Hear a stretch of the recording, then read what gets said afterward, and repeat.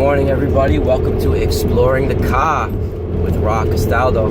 And yes, I'm still nasally, but it's all good. I got some kind of like bronchial infection and something going on, but it's getting better. Definitely is getting better. If you're new to my channel, I wanted to let everybody know that I have my own radio show. If you don't already know, it's on a worldwide streaming online station called the Para X Radio Network, and my show is called Spiral Radio. You can find everything at themysticalspiral.com, or if you want to go to Para X Radio's website, it's paraxradionetwork.com, and that's PARAX radionetwork.com, and you'll find Spiral Radio on there and all the other shows that are on there. I would say they have about 15-20 different radio shows, all a wide variety of different kinds of paranormal topics and shows. All have different kinds of guests, and every show is different, way different. So it's a pretty cool mix on Para X Radio. I'm on my way to work right now. It's Sunday morning. I think it's the 16th, July 16th. And I have a few things I wanted to discuss. If you look in my playlists, I have a lot of different topics. Hopi prophecy, dream prophecies, the Naga files, Fae Chronicles, all unveiling Agartha. All of these topics and playlists all merge together. They all merge together. And I've been uncovering a lot of stones lately, and you see, one of the biggest topics in life in general is what happens when we die. And a lot of people have really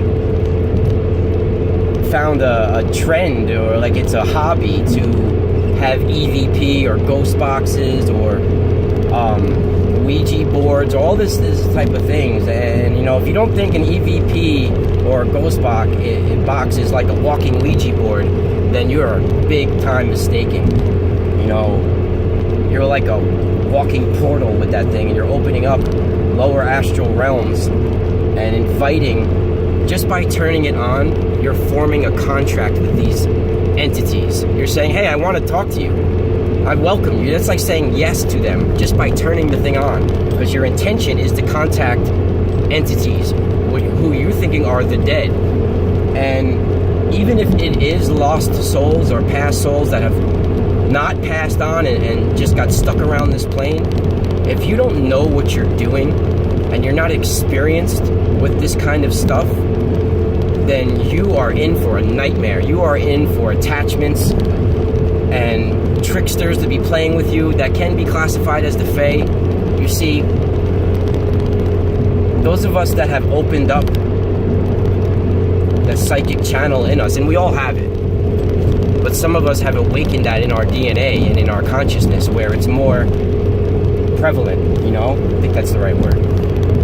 So when we open ourselves up, we spend years developing relationships with certain entities or spirits that we call guides. Okay, I have one, a Hopi Indian girl that is in soul spirit form, and she's been with me since I'm about 9 years old.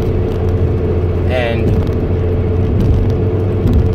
it takes years of developing trust and a relationship with these beings for us to be able to go into these astral realms and be okay and be safe from the ones that want to cause harm and damage to your soul astrally, and which ends up being physically as well. Because if you are damaged in your soul time and dream time, then it will directly affect your life on the physical plane. I keep saying this. It will manifest in sickness and cancer and all types of mental illnesses. So you got to understand that. If you're just doing this to go meet your friends at a haunted house and hang out for a little while, you're very mistaken. This is not fun and games. This is very serious. And you should not meddle play in this at all. And if you are, stop immediately. Stop, because it will lure you. You will be enchanted by it. You know, you will be hearing things in your head to justify it, that it's okay. These are the fae, or the tricksters, or the entities that want to feed off of your energy. You see, we are being weaved. Our lives have a blueprint, a spiritual blueprint laid out by these kind of entities. Some are benevolent and some are negative, but there's always, you know, undertones to what's going on. It's not just cut and dry like you think. When something manifests on the physical plane, it takes certain abilities and intentions on the spiritual plane for it to manifest on the physical plane. For example, for a baby to be born, in Strega beliefs and in Hopi beliefs, it takes, that's a real similar, you know, two separate family lines from two opposite sides of the world have a similar belief. And here it is. For a baby to be born in this physical world, for a woman to become pregnant, the Hopi and the Strega both believe that 9 ancestors have to get together on the spiritual plane and agree from both sides of the family, from the male and the female, from both sides of the family, they have to agree for a child to be conceived, or for that seed to become pregnant, for it to be brought into this world. From both sides of the family, you know, from the female and the male, 9 ancestors have to agree on this baby being born, or the woman to become pregnant. And so it's not an accident when someone becomes pregnant. Even if it happens by rape, that child was supposed to be here. And the Hopi believe this with all their heart. And the Hopi foretold many things that are coming true now. You know, many things. Some of them were in metaphors that we put the pieces of the puzzle together later on, but some of them were direct, very easy to decipher, no mistake about it. Like the one that seemed kind of strange and crazy to them at the time when these Hopi elders would say it. But they talked about how men would want to become women and have breasts, and women would want to become men. Men would even want to breastfeed and do things like this, and you know, become the mother, you know. And to Hopi at that time, it sounded crazy. It sounded like, why would someone want to change what they were born as, you know? But it's happening. It's been happening, and society is making it okay. They're pushing it, you know. They're feminizing the male in many ways, you know.